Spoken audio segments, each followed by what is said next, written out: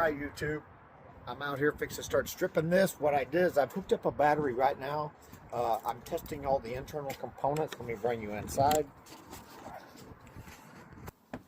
Alright, so what I like to do is I want to test every component and switch and button in here and see what's working and what isn't before I start pulling parts. And it's always good, especially with the newer vehicles that have a digital speedometer, you want to record the mileage too, because these speedometer heads sell really well. And I also like to put the parts that are the mileage that's on the parts, and so people, but not just the year but the mileage, so people get an idea of the use on it. Now I wanted to start the engine. It's just clicking, so I don't know if there's a starter solenoid issue or that battery's bad. I put a used battery in here. I have a charger on it. Mainly what I'm going to do is I'm going to strip this inside here, and I'm going to go over and pull some things inside. I checked the radio, and a neat little feature here inside the glove box right here. Look at this, a little CD changer in the glove box. I don't remember this. I had a Mountaineer a long time ago, back about this year. Back in '99, I had one like 2000, 2001, something like that. And I don't remember this feature here. It was my wife's car, but maybe it was in here, maybe it wasn't. Anyway, this is deluxe. There's a lot of stuff in here. I've got the this mirror right here with the controls. I've got this console here. I've got controls up on the sun visor, and it's a dual sun visor. There's a second piece there. Same on this side. The mirror, the lights. I like to check all this stuff. Grab handles. The only thing I have noticed is the blower motor is not working. I'm going to check the fuse real quick and make sure that it's not a fuse issue. The rear blower motor works. It has rear AC. It does work back there. I've checked the door locks. This window right here on the passenger side is not coming up and down from either switch. I'm going to assume it's a bad motor. So that's something I'll know, that to not pull the motor, because there's a lot of parts and a lot of value in these door panels. I mean, some doors, a driver's door with power mirrors, and you have your buttons and your controls, your mirror control, your power mirror, your door panels, your speaker, the regulator inside, the glass if on certain models, the door handles. And on this one here, we have the outside touch control here, and these are selling for almost $200 on eBay. Now, another thing I like to do, one of the final things I strip this, is I am going to pull all the key locks, as I have keys to this one. I will pull all the locks, both doors and the rear door, and the ignition switch, and sell that as a set, because similar keyed ignition sets off of vehicles usually sell for $150 to $200 used. So make sure when you get a used vehicle, if you can get the key, and don't skimp on those locks, because there's good money on those locks. There's $200. Just these door locks and the control on the outside puts me in the profit, already $100 profit on this vehicle, and that's just 3 items. So anyway, I am going to strip this. I got the charger on. I checked all my components. Everything seems to be working, with the exception of the passenger door window regulator, window motor or regulator, and then the mirror on the outside is broke, because that door skin is actually damaged. So I'll just pull the handle and a few things off that door and what I can get. But today I'm just going to pull a few items. I was mainly testing, so I'm going to get in here and pull some items, and I'll see if I can't bring you along to join me. I'll probably speed this clip up, and then I'll touch on there at the end. All right.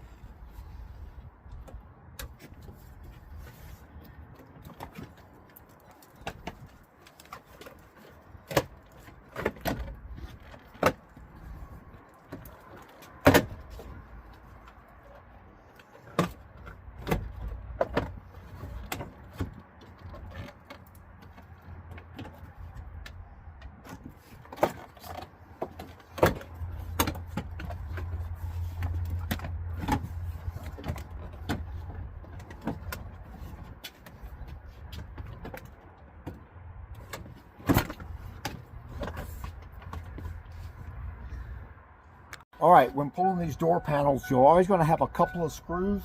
They're usually located right around the door handle, and a couple times, sometimes there'll be one up along the upper part of the trim, but usually they're right around the door handle, and sometimes a piece of trim, you can pull that off, get to them screws, and then the rest of the time, they're just in, the rest of it's just in here with these clips. You pop these clips loose and pop them up, and you get the door panel off, and then I'll re-pull the wiring, and we'll go from there.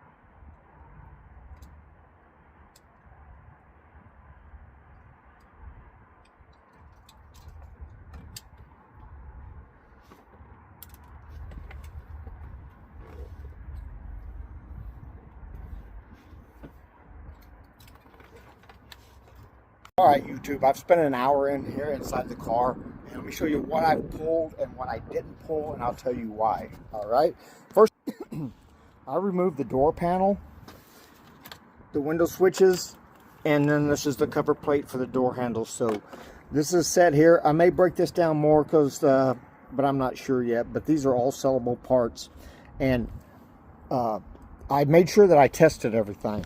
Okay, this is the radio and the radio faceplate. Now I may remove the radio and sell it separate and sell the faceplate separate.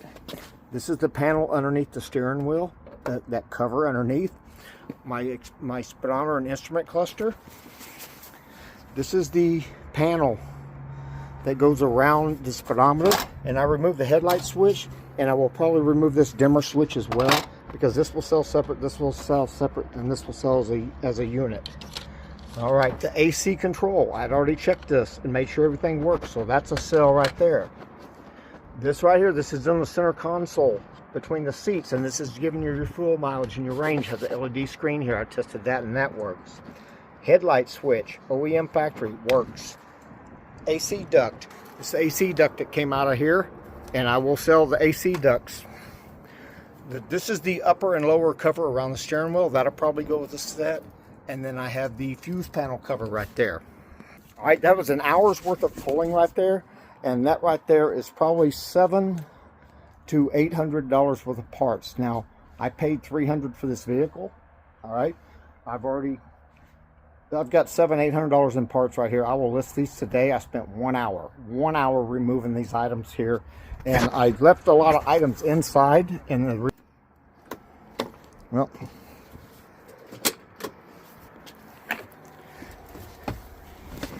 You see, I removed the instrument cluster and all this. Now, what I did not remove is this body control module yet. And because I want to make sure that, and I didn't remove the steering wheel and stuff like this, because, and the ignition switch, because I still want to start the engine here. I haven't done that. I want to test the engine that. This will come apart here separate. These airbags, airbag here, you cannot sell those unless you are certified.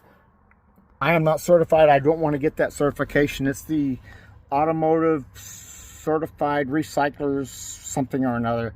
Anyway, it's kind of a pain in the rear. It's, to me, it's not worth it, because I mean, if you're a larger company and you're going to specialize in that, then by all means do it. But there's a lot of liability with airbags, because if I remove airbags and I sell them to somebody, they get an accident, airbag doesn't deploy, my fault, their fault, whoever's fault, I can still be sued for that. To me, that's just too much liability, and it's not worth it. I am looking for a place that maybe will purchase a bulk bundle of airbags. What I'm doing is I'm setting all these airbags aside into bins, and there's several companies that specialize in selling airbags. They test them. They know how to test them. They're certified for that. So I'm probably going to see if I can find a place that would just buy all my airbags bulk, because I don't want the liability of it, but I hate to throw away money. But I would rather throw away money than have a liability, and it's not worth it to me. So, alrighty, I still got a lot more to pull in here. I haven't touched any of this upper panel and stuff. I just worked on the instrument cluster right here and the panel underneath and in the center console. I still got a lot more to go, but anyway, 1 hour's work, about $800. Follow me for the next adventure.